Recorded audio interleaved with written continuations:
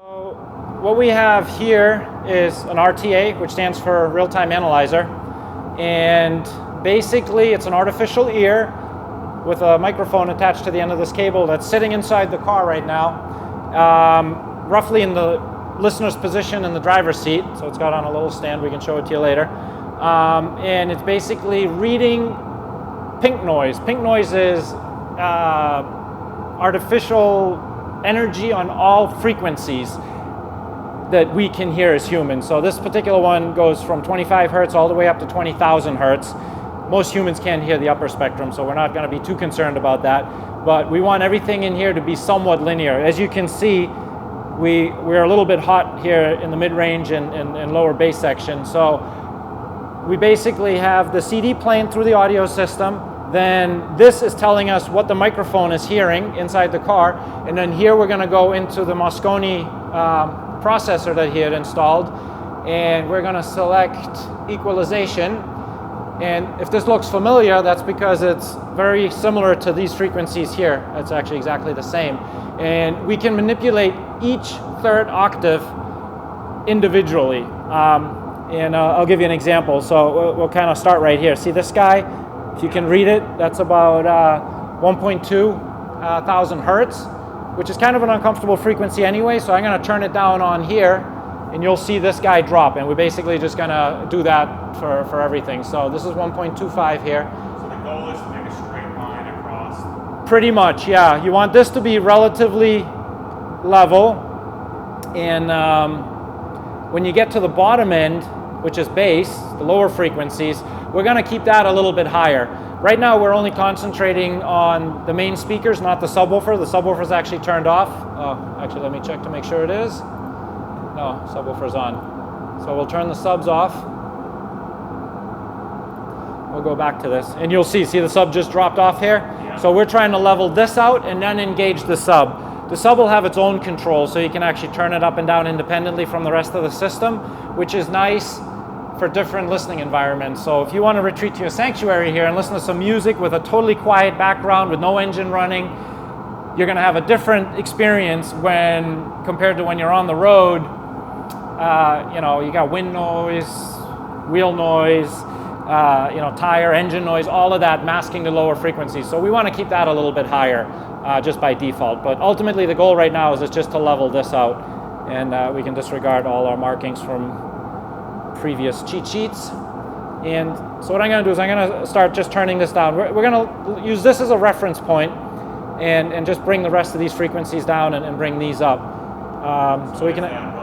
This is 10,000. This is level right here. So this is your standard tweeter range from 2,000 to 8,000. Yeah. But in relation to these, the mid-range and the mid-bass, it's a little bit hot. So I was saying, so high. So we're going to bring these down and just bring these end ones up. You don't want to boost it too much. It's better to turn a frequency down than to turn it up. All right, so that's 10,000. So just as an example, you hear that clicking. I'm going up, and you'll see the 10,000, it's peaking now. So I've gone too far. So we just kind of want to bring that down. All right. So there's a couple other things to consider, which is that for every action, there's a reaction, but it's not just here. It'll also affect the way the crossovers work in the car, the way one speaker blends into the next. So we'll do a couple of cycles of this. This is the preliminary cycle. So we'll do this, then we'll go in, we'll listen to it, we'll do some time alignment, which basically delays the driver's side to make it sound a little bit better from the driver, put more emphasis on the driver's side than the passenger side. As far as imaging and staging goes. Then we'll go back, we'll do another round of RTAing because that affected that a little bit, and we'll do that 2 or 3 times until we get it right. So it's a lot of back and forth, but you get the basic idea. So this one, 10,000 is perfect. We'll bring 12 up a little bit. It doesn't have to be all the way up. We just want to get it in the ballpark. So that's good enough for now. Now we're going to move on to 2,000, which is right here. With like 12, then add like brightness view. It does, but if you look, I took your lowest point right now. Okay, that's just the tracks skipping on the CD, going to the next pink noise track. what I did is I took your weakest point and used that as a reference because the treble was kind of flat like you were saying, and we're going to bring the rest of it down. It's not that the treble was flat, it's that the mid-bass was, and the mid-range was overemphasized. And again, here's a couple adjustments here. So this is in the 80 dB, 80 decibels, which is how they measure loudness basically. You can adjust it. So if I were to build an SPL vehicle, we would be up in a different range, you know, where you're just going for loudness. But here we're going for the best possible sound at maybe a little bit higher than standard listening volume, you know. All right, so 2000. We'll bring that down a little bit. And you'll see I'll walk across here like 1000, 1200. Sometimes I just kind of just start bringing some stuff down.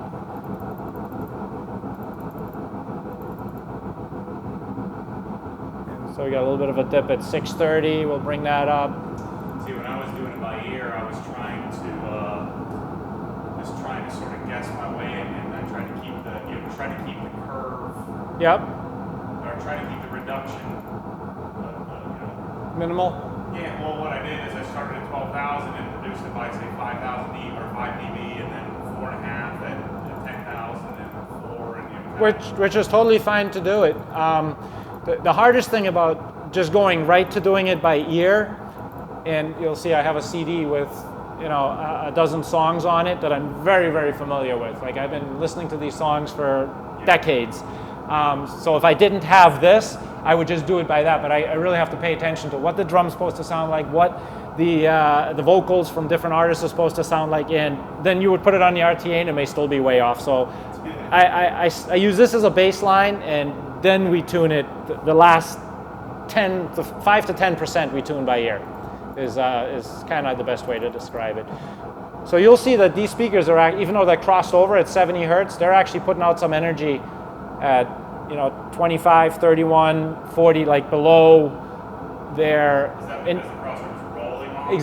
Exactly. Yeah.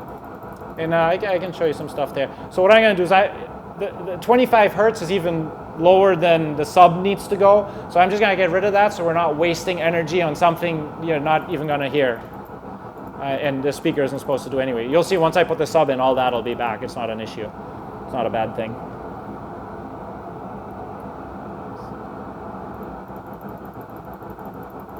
We just want the equipment to work as efficient as possible.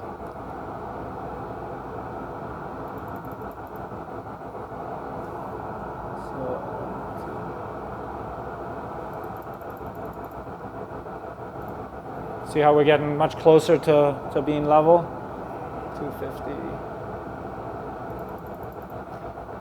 And you can actually hear, if you were to go back to when we started, the difference in the sound. Actually, I can, if I go to preset 1, which is unequalized, listen to the difference. I don't know if you can, okay. If you have a really trained ear, you can actually hear that without the RTA, but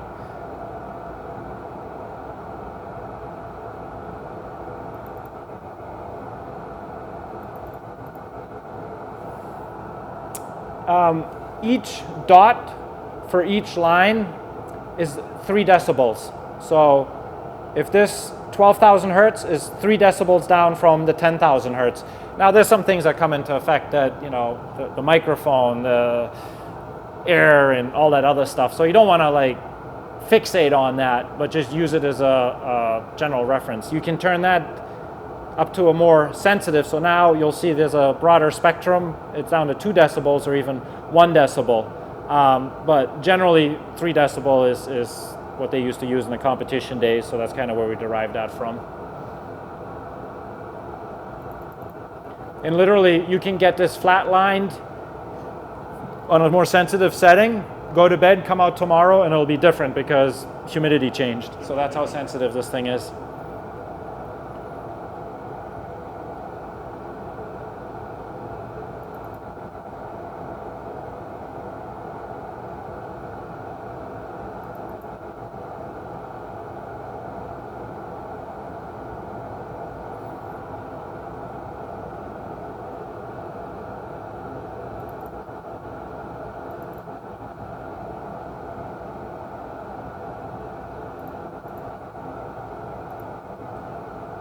People must think that I'm freaking crazy. Sorry? I post this stuff, people must think that I'm crazy.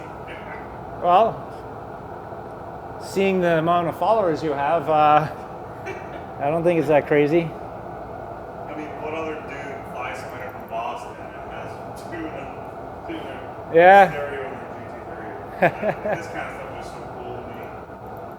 Yeah, I'm with you there too. That's why I was all for it.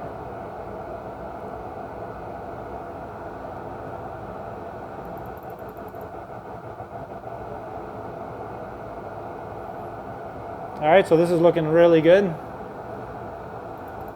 And again, this is just a preliminary adjustment. Then we'll do, the two sides and add the sub and so on and so forth.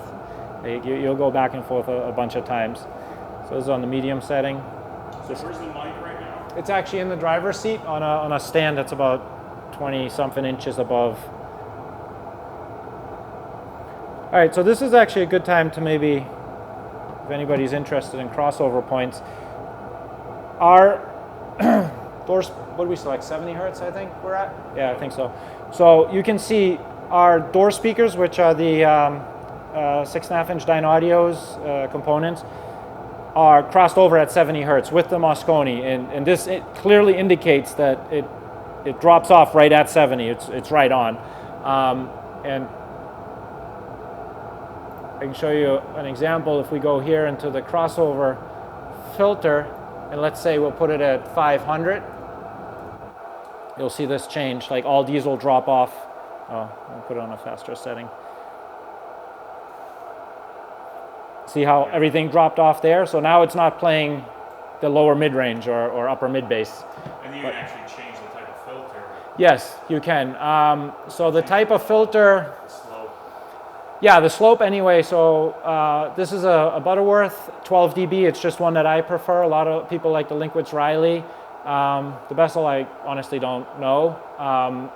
You can also do a 6 dB, which means for every decibel that it goes down, it drops 6 dB in amplitude, which would make this slope less drastic. But 12 dB is a good place to be. And personally, I just prefer the Butterworth. Don't ask me why, I just do. So if we'll bypass that or do it at, oh, I can't do that, okay. So we'll put this at 20 hertz. You'll see now it'll go all the way.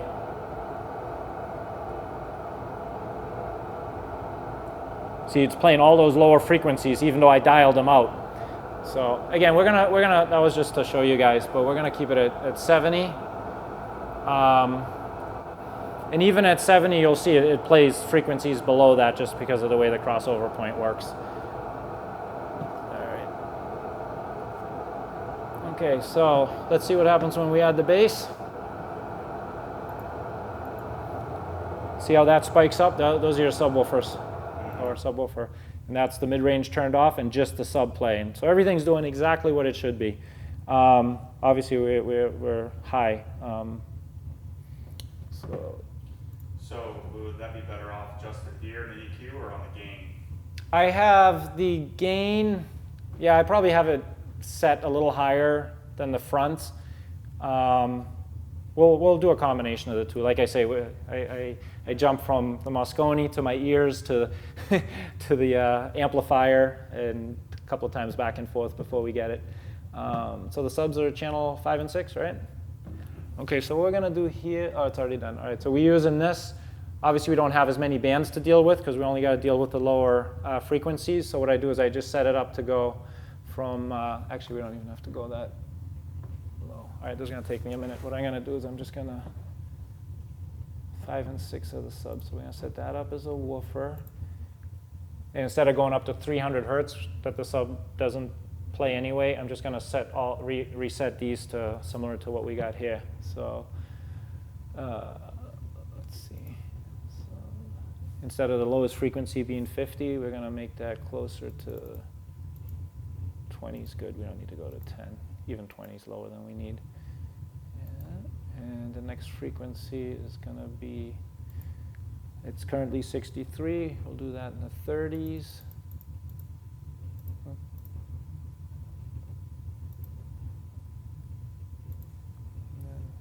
40s. What this is doing is just giving me frequencies I can work with, that I can actually use. I don't, instead of using their default frequencies, you can set it up exactly the way you want. This one will be 50 hertz. This one will be, instead of 125, we'll make that 60 hertz. 65, good enough. This one, instead of being 160, we'll make that 80 hertz.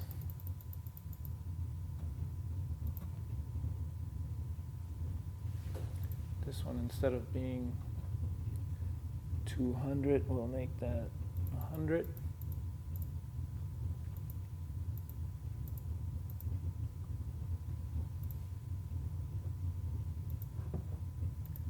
And this one, instead of being 250, we'll make that 125. And even these we don't.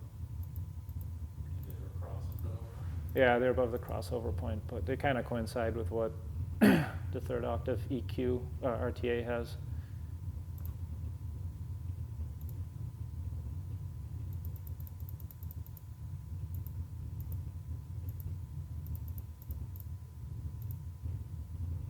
All right, so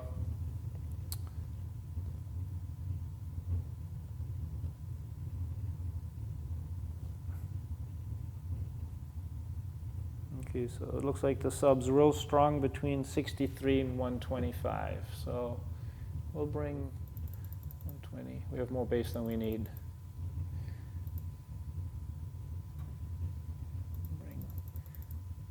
And again, if you get into the real lower ones, 25, 30 hertz, I mean, it's more air movement than actual music.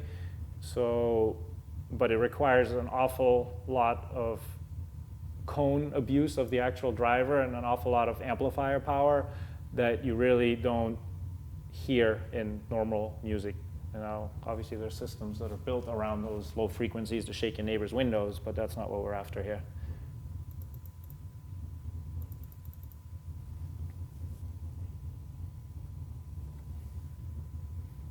I'm just going to check where we actually have this crossed over at. All right, so right now we're running the sub, channels 5 and 6. So we did something interesting here. We've engaged a 20 hertz high pass filter, which is like a rumble filter. It also just gets rid of the lower stuff that wastes energy. And I'm going to do something else too. I'm actually going to double up. This is 12 dB, and you can make it a 24 dB by just doing 2 crossovers, but they should be the same. Is that so that it just gives it a steeper slope. Yeah, it gives it a steeper slope. I might do it on the highs. Because the woofer. Yeah, so remember that slope we talked about? See how it cuts off more drastic? So the sub doesn't need to play any mid-range. If the sub plays mid-range, it's not going to sound very good. So you roll the mid-range off. Yeah, the mid-range right now is at 12 dB as well, so that slope is like this, and the sub is steeper at 24 dB per octave. Mm-hmm. I'll go back and I'll try the same thing. That's kind of where you just have to listen to it a little bit, and so we have that. Because the woofers are cleaner, it's 90 dB. Or yeah, I'm going to put it at 80. It's okay to overlap them a little bit. Yeah, I know what you meant, yeah. And we can also do that for these guys here. We're doing 70. We can just double that up, high pass. So that's really the cool part about when you get into this level of audio is, you know, you can really just fine tune it, and you have everything available to you, which was a big limiting factor for a long time. And if you think about it, not that I want to market it, but you can look at this Moscone piece as your current head unit. You know, we're using a PCM in here because people like to keep the factory head units in a lot of cars, and some you just can't replace. They're so integrated, it doesn't make any sense to do it. But the money you save on a head unit, if you may, you would have to spend on the Moscone to give you the results that you want. And it doesn't have to be Moscone, any kind of a decent interface.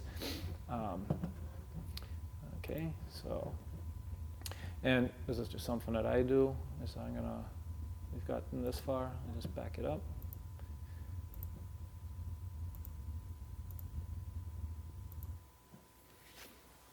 This is in case I mess something up. I have it in another preset. So.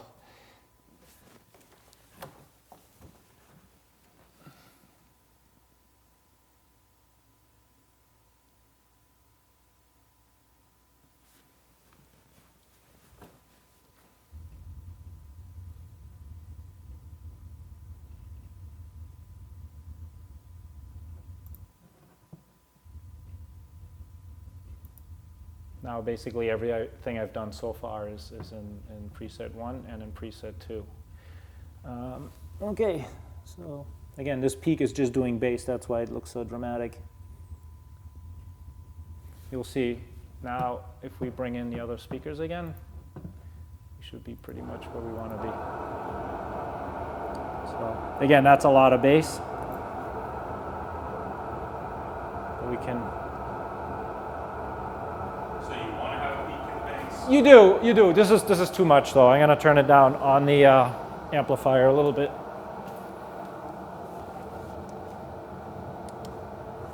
Okay. So we just turned the gain down? Yeah, I just turned the actual sub gain down. But this is looking real good. 63 and 80 will bring down a little bit. And that's a good problem to have because you never want to like, oh, I want more bass, and then just start maxing all this out, because that's when stuff breaks. So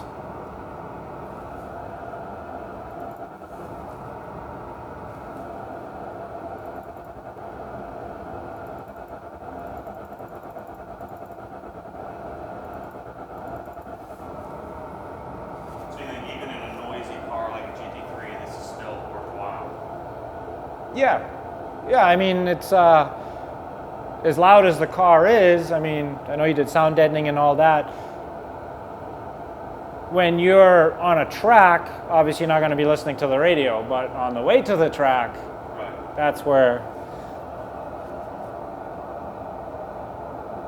that's really where that's going to come in. All right.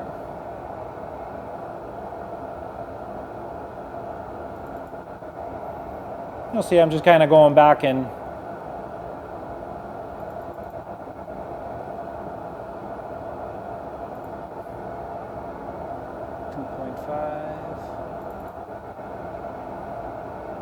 All right, so what I'm going to do now is I'm going to listen to it. I ask spec mic.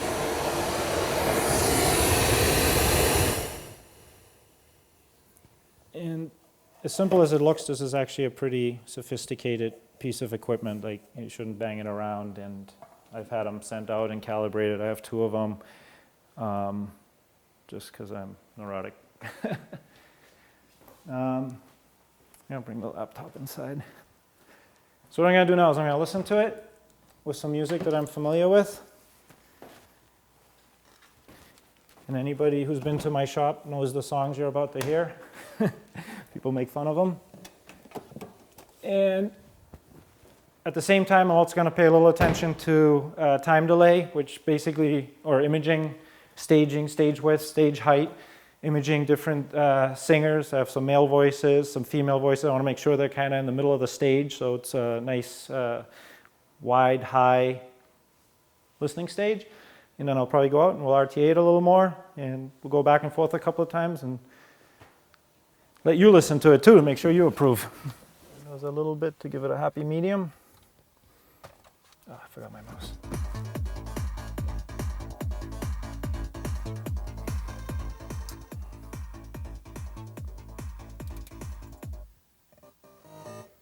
So this is a track by Infected Mushroom.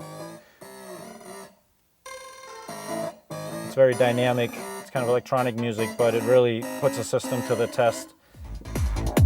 More than enough bass. Wow. That's with the sub shut off.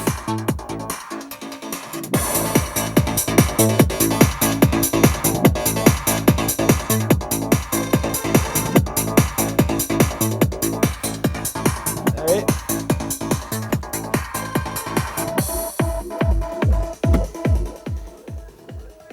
you got enough bass for your neighbors. We're gonna turn the...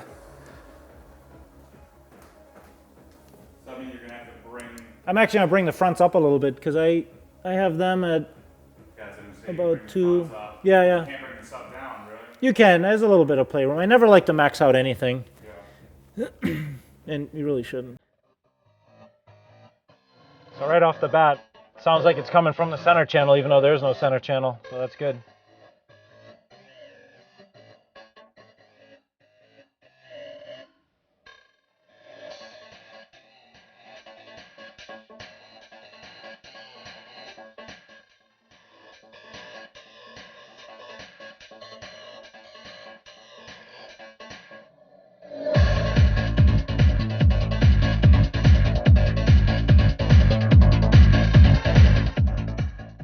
Very happy, very happy. You can only, wow.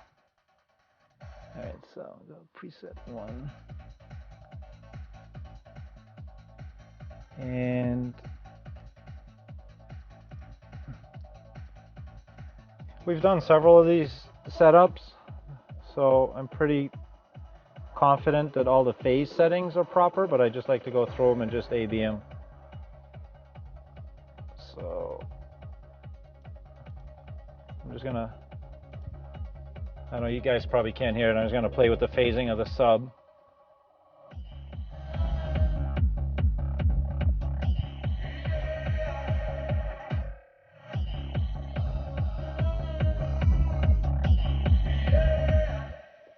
Alright. I'll take a look at the time delay.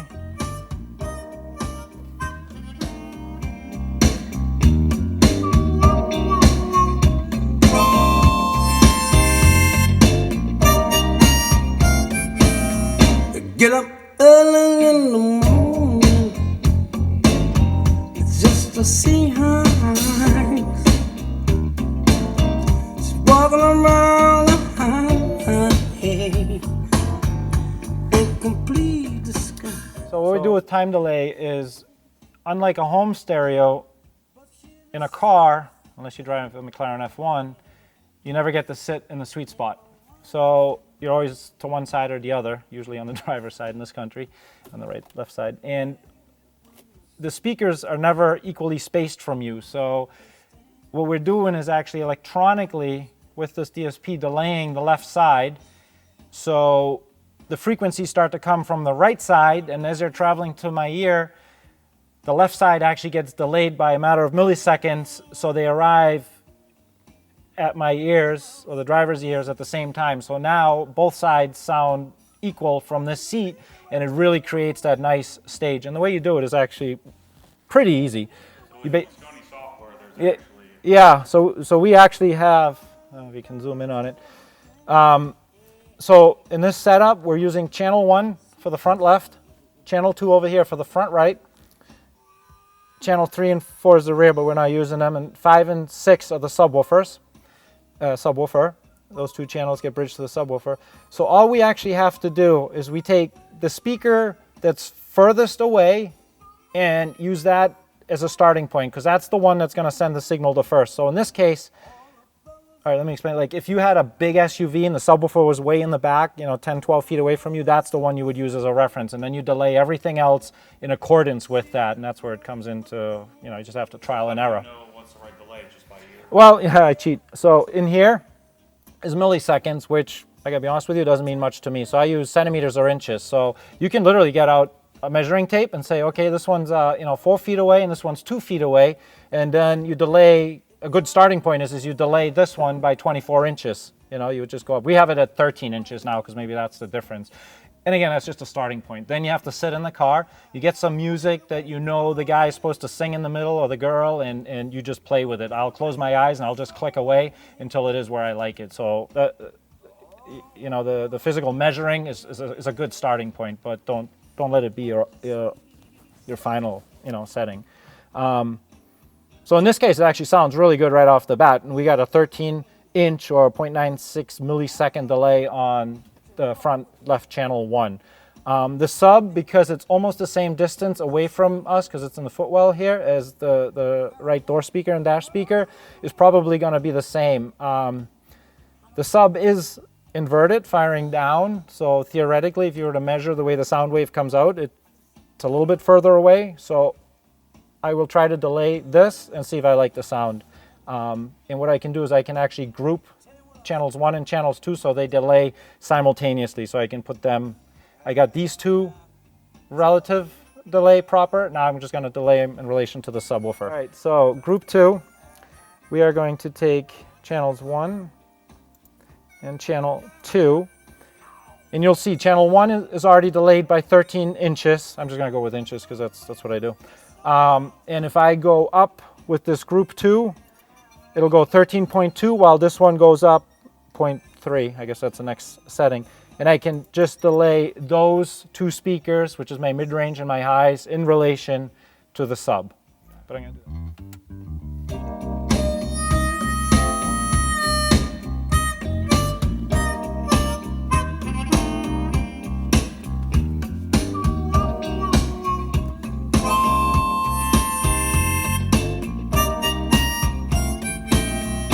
Get up early in the morning just to see her. Like I say, I'm not even looking at the screen. I'm literally just, I know how the bass line is supposed to sound in here, and I have a couple other tracks I'll listen to. And I'm just clicking away. And if you think it gets better and you keep clicking, it gets worse, just click back to where you like it best and let your ears be the judge. Shut up a little, sorry. I get mad when I see you in my baby. I can't stand to see you in my baby's face.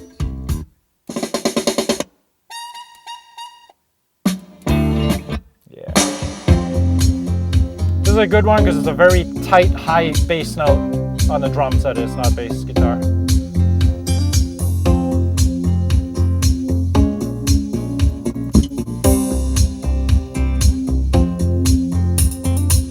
All good children need traveling shoes. Drive your problems from here. All good people read good books. Now your conscience is clear. I hear you talk, girl. Now your conscience is clear. In the morning when I wipe my brow, wipe the miles away. I like to think I can be so well. See, there it gets sounding worse. And never do what you say. I'll never hear you and never do what you say. Look, my eyes are just holograms. Look, Okay, so on this song, and again, I did it primarily without even looking at it. The mid-range speakers in relation to the subwoofer, we delayed by 0.2 milliseconds or 3 inches, which now I'm going to try another song. Actually, that drum track is pretty good for this too.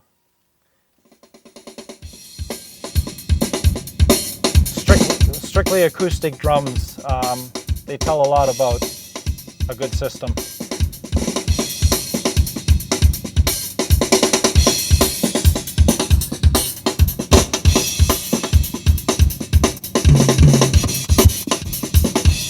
Yep, definitely getting worse.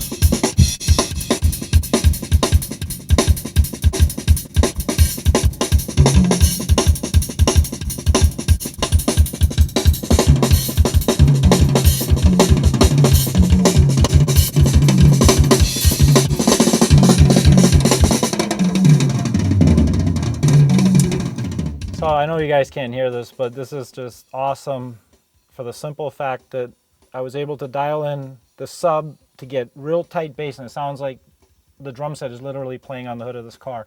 And this is Sheila E. So when she's drumming left to right, right to left, you can tell exactly where the hi-hats are and the cymbals, and it's literally like just you close your eyes and she's playing in front of you. Can't wait for you to hear this, Matt.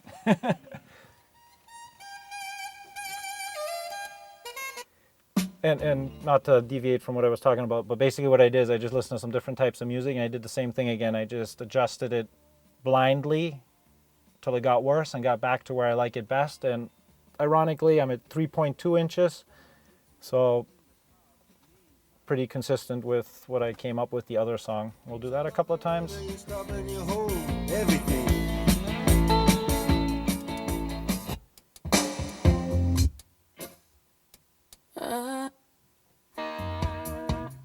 Anybody into car audio knows this song.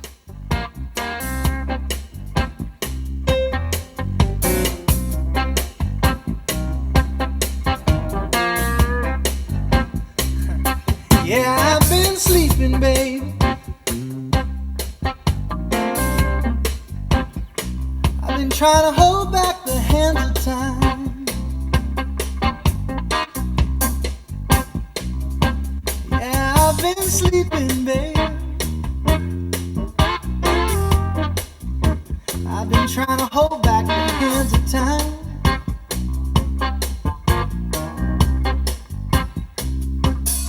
Maybe one day I might wake up and you'd be mine.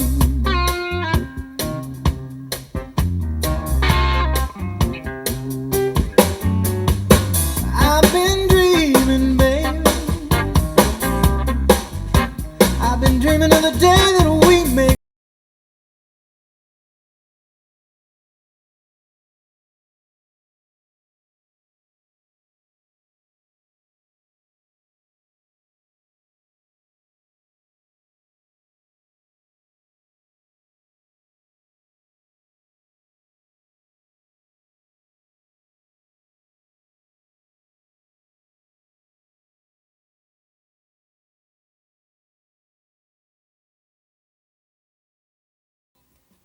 $128 when I recorded it. Most of the other stuff's a little lossless.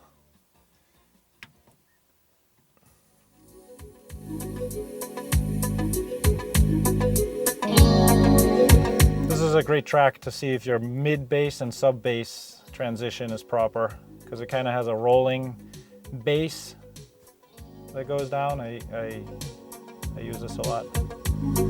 You must understand, the touch of your hand makes my pulse react. That it's only the thrill of boy meeting girl opposites attract. It's physical, only logical. You must try to ignore that it means more than that. Oh, what's love got to do? Got to do with it. What's love but a second-hand emotion? What's love got to do? Got to do with it. Who needs a heart when a heart can be broken? It may seem to you that I'm acting confused when you're close to me. If I tend to look dazed, I read it someplace. I've got cause to be. There's a name for it. There's a phrase that fits. But whatever the reason, you do it for me. Oh, what's love got to do? It's got to do with it. What's love but a second-hand emotion?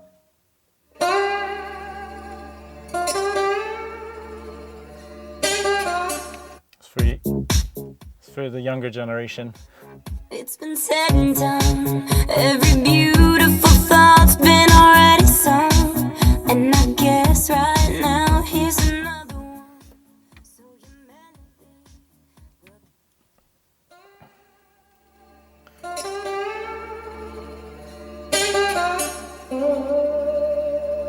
Where this myth ends. So his voice And is coming right reality from the middle, begins. which is right where it should be. Perfect. Between rock and roll are the hard lessons of the blues. You can hear the exact position of the two guitars.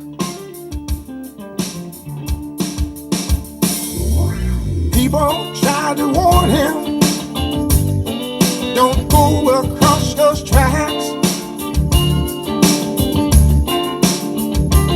He said blues was over that. Mystery train will bring me back.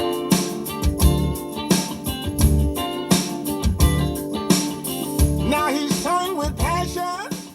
Yeah, I mean, this is where it gets geeky. You can listen for hours, but definitely I have the guitar on my far left. I got the drums and the singer in the middle.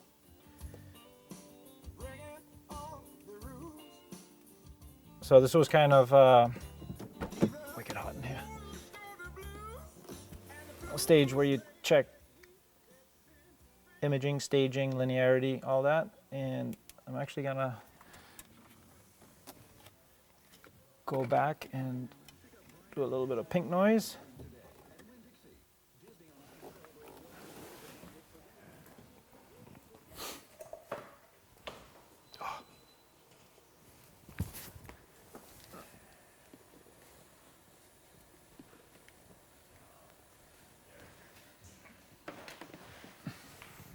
Gain, we're not using any crossovers on the amplifier because we're doing it all through the processor.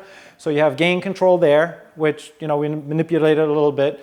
I use the gain control on the processor at the very last because you shouldn't max anything out. You know, if you're maxing out stuff, then something else is wrong. So the gain control on this processor on the digital side of it is all 0. I just use that strictly for time alignment. In this case, crossover points, because we have a lot more flexibility than the crossovers the amps have. We shut all those off. And equalization, because we have channels 1 and 2, like 30 bands of equalization, and most RTAs are 30 bands, and just makes it real easy to tune. Basically, you try to Flatline it, yeah, with the exception of bass. The subwoofer, we all like a little bit more bass. Bass head? Huh? No, it's not about that. Let's put it this way. If you were to put it flat, you probably wouldn't even need the subwoofer. Do you know what I mean?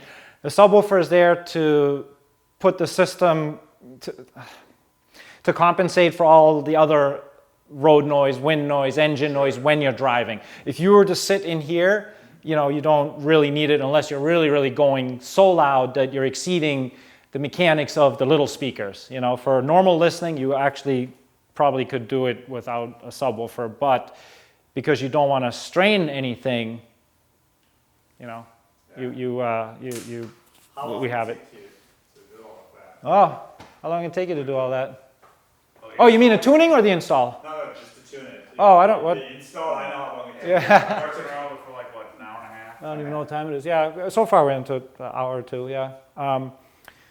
You know, I was telling Matt earlier, what I usually do is, because you do get a little fatigued after you listen too long, like if you do anything too long, is, you know, maybe in this case we'll take a lunch break in another half hour or something, and then come back and listen to it again. And sometimes like, oh my God, what did I do? Like it was a really late night, and I come back the next morning. I don't think that's the case here because we're in pretty good shape. But yeah, you'll come back. Also, you know, I was starting to explain, like, everything can affect it. The amplifier being hot now because it's been on for a long time versus starting it on a cold New England morning first thing versus air temperature, humidity, like all those things. But we don't want to get too carried away. We just want to make it so it sounds good in almost every listening environment. See, we had this pretty much flatlined before, but just by doing the time alignment and some of the little things I messed around with before, you know, it changes some things. Not that it's bad in any way, but you know, it looks like the tweeters came more into phase because I actually delayed them, the left side a little bit more in relation to what I originally had, so we can level that out again. That makes sense. If they come into phase. Yeah, they got more energy. Yeah, if something is out of phase, it cancels each other. You could have two 10-inch subwoofers in front of you, and if they're out of phase, the air just gets swapped back and forth between the two of them. It's not until you do this that all the air moves towards your eardrums, or in this case, the microphone. Also, we have the windows cracked now. We had them, which I like that, so it's a little more of a happy medium. Again, before we boosted 12 and 10K a little bit, now we can bring it down. So we found a flaw in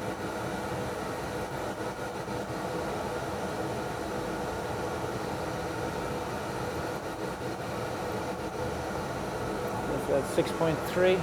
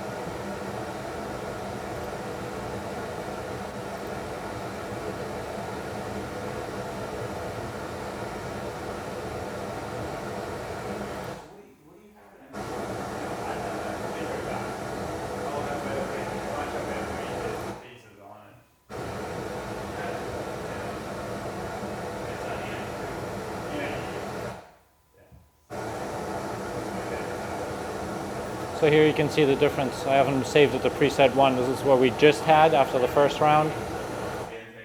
And then this is what we have after the second round. So I can still work on that. It's not that critical, but this is flattened out. Putting 6.3 down a little bit.